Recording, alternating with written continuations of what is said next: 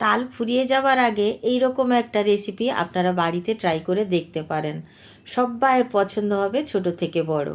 নমস্কার বন্ধুরা, আমি আলপনা সিম্পলের টেস্টিতে আপনাদের সবাইকে স্বাগত। আজকের আমি শেয়ার করব তালের পাকন পিঠা। আমার চ্যানেলে নতুন বন্ধু হলে আমার চ্যানেলটিকে সাবস্ক্রাইব করে পাশে থাকার অনুরোধ রইল। অলরেডি যে বন্ধুরা আমার পাশে আছেন তাদেরকে জানাই অসংখ্য ধন্যবাদ। তালের পাকন পিঠা বানাবার জন্য এখানে একটি কড়াই নিয়ে নিয়েছি। গ্যাসের চুলা এখনও অন করিনি, অফ আছে। এখানে আমি 3 টেবিল চামচ নারকেল কোড়া নিয়েছি। আর নারকেল কোড়াটা একটু ছোট ছোট করে কুড়িয়ে নিলে ভালো হয়। আর আপনারা চাইলে শুকনো নারকেলও ব্যবহার করতে পারেন, যেটা বাজারে পাওয়া যায়, বা একটু বেটে নিতেও পারেন। তাতে কী হবে, পিঠা বানাতে সুবিধা হবে। আমি এই নারকেলের মধ্যে 2 চামচ চিনি দিয়ে দিলাম, 2 টেবিল চামচ, আর খুব সামান্য লবণ দিলাম। যে কোনো পিঠাতে একটু লবণ দিলে তাহলে কী হয়, স্বাদটা ব্যালেন্স করবে। এখানে আমি 3 টেবিল চামচ তালের কাঠ নিয়ে নেব বা পাল্প নিয়ে নেব। আর এই তালের পাল্পটা আমি আগের থেকে ফুটিয়ে রেখেছি, তালের রস যেটা বের করে ফুটিয়ে রেখেছি। কেন কি, একদিনে একটা তাল আমরা পুরোটা ব্যবহার করতে পারছি না। রোজ রোজ কিছু না কিছু তালের রেসিপি আপলোড করছি বন্ধুরা, সেজন্য। তো এখানে আমি 3 টেবিল চামচ দিয়েছি তালের পাল্প, আর 2 চায়ের চামচ এখানে গুঁড়ো দুধ দিয়েছি। আর এখানে জল দিয়ে দেব ওই রকমই 3 টেবিল চামচ মতো জল দিয়েছি। খুব বেশি জল দেওয়ার প্রয়োজন নেই। আর আপনারা যদি বেশি পরিমাণে বানাতে চান তাহলে সেই পরিমাণ অনুযায়ী আপনারা সব কিছু নেবেন। এখন খুব ভালো করে সব কিছু মিশিয়ে নেব।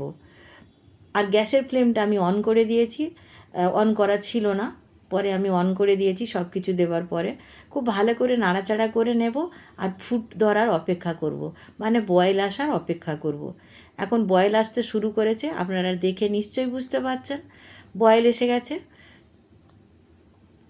এখন আমি দিয়ে দেব ময়দা 1 কাপ। আপনারা চাইলে চালের গুঁড়োও কিন্তু ব্যবহার করতে পারেন। আমি এখানে ময়দা দিয়ে বানাচ্ছি। আর ময়দা দিয়েও বানালে ভালো হবে, চালের গুঁড়ো দিলেও ভালো হবে। আপনারা যেটা পছন্দ করবেন সেটা দিয়েই বানাবেন। একই প্রসেস, একইভাবে আপনারা বানিয়ে নেবেন।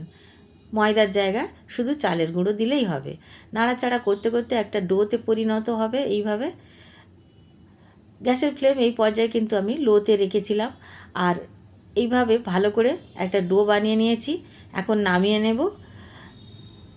এখন ডোর মধ্যে 1 চায়ের চামচ ঘি দিতে হবে। আমি একটু নাড়াচাড়া করে নিলাম আর ঘিটা এখন দিয়ে দেব। ঘিটা দেবার পরে খুব সুন্দরভাবে একটা মসৃণ ডো তৈরি হবে। আর খেতেও ভালো লাগবে, একটু ঘি দিলে কিন্তু খুবই ভালো লাগে খেতে। আর এইভাবে একটু নাড়াচাড়া করে নিলাম খুন্তির সাহায্যে। আর অনেকটা গরম আছে, খুন্তির সাহায্যে একটু নাড়াচাড়া করে রেখে দেব। একটু যতক্ষণ হাত দেওয়ার মতো ঠান্ডা হবে ততক্ষণে আমি এখানে চিনির শিরা বানিয়ে নেব। এখানে একটা কড়াইয়ের মধ্যে 1 কাপ আমি চিনি দিয়েছি।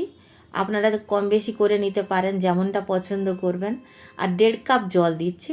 আর দিয়ে একটুখানি সামান্য এখানে এলাচের গুঁড়ো দিয়ে দেব।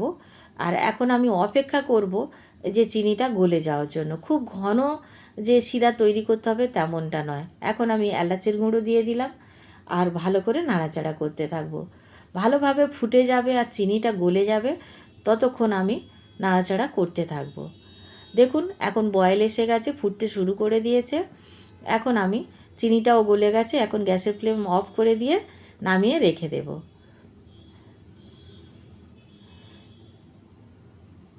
এখন আমি এই যে আমি ডোটা বানিয়ে রেখে দিয়েছিলাম, এখন খুব ভালো করে ঠেসে নিতে হবে। তাই একটি পাত্রে নামিয়ে নিচ্ছি। মিশ্রণটা অল্প অল্প গরম থাকতে থাকতে ঠেসে নিতে হবে, তাহলে খুব ভালো ঠাসা হবে বা খুব ভালো ডোটা তৈরি হবে। মসৃণ করে একেবারে মেখে নিতে হবে বা ঠেসে নিতে হবে। 5 মিনিট সময় ধরে যদি ঠেসে নেওয়া যায় তাহলে খুবই ভালো হয়। এভাবে নিয়ে আমি এখন ভালো করে ঠেসে নিচ্ছি। খুব ভালো করে আমি ঠেসে নিয়েছি, দেখুন এখন অনেকটা মসৃণ হয়ে গেছে। আর খুব সহজ এই পিঠা বানানো। আর এই পিঠা খুব কম সময় লাগে বানাতে। 30 মিনিটের মধ্যে পিঠা বানিয়ে খাওয়াও হয়ে যাবে, এতটা কম সময় লাগে। আমি এখন একটুখানি লেচি কেটে আর হাতের মধ্যে নিয়ে এইভাবে গোল গোল করে নিয়েছি। দেখুন এইভাবে গোল করে নেব। আপনাদের বাড়ি যদি ছাঁচ থাকে তাহলে ছাঁচ দিয়ে ডিজাইন করে নিতে পারেন। আমি এখানে এই ঝাঁঝরিটা দিয়ে একটা ডিজাইন করে নেব। দেখুন এইভাবে ঝাঁঝরির উল্টো দিকটা দিয়ে এভাবে হাত দিয়ে একটু চেপে দিলেই কিন্তু সুন্দর একটা ডিজাইন এসে যাচ্ছে। আপনারা আগে করে না থাকলে এইভাবে কিন্তু ডিজাইন করে নিতে পারেন। আর ছাঁচ থাকলে ছাঁচ দিয়ে বানিয়ে নেবেন, তাহলে আরও ভালো হবে। আর একটা আমি আপনাদের সুবিধার জন্য বানিয়ে দেখাচ্ছি। বন্ধুরা, ভিডিওটি যদি ভালো লাগে চ্যানেলটিকে সাবস্ক্রাইব করে দেবেন আর বেল আইকনটি অবশ্য প্রেস করে দেবেন। দেখুন আমি এইভাবে দুটো বানিয়ে নিলাম, আর সবগুলো বানিয়ে নিয়েছি, আর একটা বাকি আছে। এইভাবে আমি দেখিয়ে দিলাম। একইভাবে এইভাবে সবগুলো আমি বানিয়ে নিয়েছি। আর দেখতে কতটা সুন্দর হয়েছে আপনারা দেখে নিশ্চয়ই বুঝতে পারছেন কতটা লোভনীয় হয়েছে। সবাই পছন্দ হবে। আর অবশ্য করে বাড়িতে যদি আপনারা বানান আমাকে কমেন্ট করে জানাবেন। দেখুন কতটা সুন্দর হয়েছে। এখানে আমি ফ্রাইং প্যানে তেল গরম করতে দিয়েছি, রিফাইন তেল দিয়েছি। মিডিয়াম গরম করে নেব, তেলটা খুব বেশি গরম করব না। মাঝামাঝি এক রকমের গরম হলে তখন পিঠাগুলো ভাজতে দিয়ে দেব। পিঠাগুলো মিডিয়াম আঁচেই ভেজে নেব। খুব হাই ফ্লেমে যদি আমরা রাখি তাহলে বাইরেটা ভালোভাবে ভাজা হয়ে যাবে, কিন্তু ভিতরটা ভালোভাবে ভাজা হবে না। বাইরেটা যদি আগে ভাজা হয়ে যায় তাহলে ভিতরটা আর ভাজতে পারবো না, তুলে নিতে হবে। সেজন্য এইভাবে আস্তে আস্তে করে ভেজে নিতে হবে মিডিয়াম আঁচে রেখে। দেওয়ার সাথে সাথে কিন্তু আমরা একেবারে পিঠাগুলোর নাড়াচাড়া করব না, একটুখানি হতে দেব, তারপরে আমরা নাড়াচাড়া করব। আর গ্যাসের ফ্লেমটা মিডিয়াম আঁচেই রাখতে হবে। আমি বারবার বলছি বন্ধুরা, এইভাবে রাখবেন। আর যদি দেখবেন যে আপনাদের মনে হয় যে তেল বেশি গরম হয়ে গেছে, লো ফ্লেমেও করে দিতে পারেন। তবে এইভাবে আঁচটা আপনারা বুঝে কম বেশি করে নেবেন। একটা একটা করে এইভাবে উল্টিয়ে দেব। আর আপনারা দেখেছেন নিশ্চয়ই চামচে করে আমি তেল নিয়ে নিয়ে গরম তেল নিয়ে নিয়ে উপরে দিয়েছি। তাতে কী হবে, উপরটাও একটু শক্ত হয়ে যাবে। এইভাবে মিডিয়াম আঁচে আমি ভেজে নিচ্ছি। উল্টে পাল্টে খুব সুন্দর করে গোল্ডেন ব্রাউন কালার করে ভেজে নিতে হবে। সুন্দর রং এসে যাবে এইভাবে ভাজতে ভাজতে। আবারও উল্টে দেব। একটু ছড়ানো বাসনে, এগুলো ছড়ানো পাত্রে বা ছড়ানো কড়াইতে মানে ভাজলে তাহলে সুবিধা হয়। তাহলে কী হয়, নাড়াচাড়া করতে সুবিধা হয় আর ভেঙে যাওয়ার সম্ভাবনা অতটা থাকে না। এইভাবে নাড়াচাড়া করতে করতে দেখুন কালারটা একদমই চেঞ্জ হয়ে গেছে। যখন এই রকম কালার এসে যাবে তখন কিন্তু তুলে নিতে হবে। দেখুন আমি উল্টে পাল্টে সবগুলো দেখিয়ে দিচ্ছি, সুন্দর কালার এসে গেছে। এখন আমি তুলে নেব।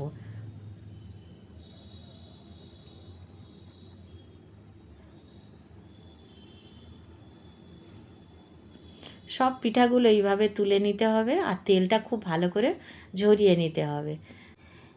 চিনি শিরাটা অনেকটা ঠান্ডা হয়ে গেছে, তাই আমি গ্যাসের ফ্লেমে অন করে একটুখানি বসিয়ে দিয়েছিলাম। আর উষ্ণ উষ্ণ গরম হতেই আমি গ্যাসের ফ্লেমটা অফ করে দিয়েছি। এখন আমি পিঠাগুলো রসের মধ্যে দিয়ে দিলাম বা চিনি শিরার মধ্যে দিয়ে দিলাম। বেশিক্ষণ রাখার প্রয়োজন হবে না। আমি ঢাকা দিয়ে নামিয়ে রেখে 5 মিনিট রেখে দেব। আর আপনারা যদি বেশি নরম করতে চান তাহলে 10 মিনিট রেখে দেবেন। আমি 5 মিনিট পরে তুলে নেব। তাতে কী হয়, বাইরেটা একটু মুচমুচে থাকে আর ভিতরটা সুন্দর রসালো থাকে। সেটাই যেন আমাদের বাড়ির সবাই খেতে পছন্দ করেন আর আমিও পছন্দ করি। আপনারা যদি বেশি নরম চান তাহলে 10 মিনিটের বেশি কিন্তু রাখবেন না, তাহলে অত্যন্ত নরম হয়ে যাবে, তখন তুলতে অসুবিধা হবে। দেখুন বন্ধুরা কতটা সুন্দর দেখতে হয়েছে, কতটা লোভনীয়। কাছ থেকে আমি আপনাদের দেখিয়ে দিচ্ছি, দেখুন কতটা সুন্দর দেখতে হয়েছে আর ভাজাটা কতটা সুন্দর হয়েছে। একটা কেটেও আমি আপনাদের দেখিয়ে দেব যে কতটা ভিতরটাও ভালো হয়েছে। দেখুন কত সহজে কেটে যাচ্ছে। 5 মিনিট আমি চিনি শিরাতে দিয়ে রেখেছিলাম। দেখুন ভিতরটা এতটা সুন্দর হয়েছে। খেতে দুর্দান্ত লাগে বন্ধুরা, বাড়িতে বানাবেন আর কেমন লাগলো কমেন্ট করে জানাবেন। রেসিপি যদি ভালো লাগে লাইক করবেন, শেয়ার করবেন। নতুন বন্ধু হলে সাবস্ক্রাইব করতে ভুলবেন না যেন। আজকের এই পর্যন্ত, দেখা হবে পরের ভিডিও নতুন কোনো রেসিপির সঙ্গে। সুস্থ থাকবেন, ধন্যবাদ, নমস্কার।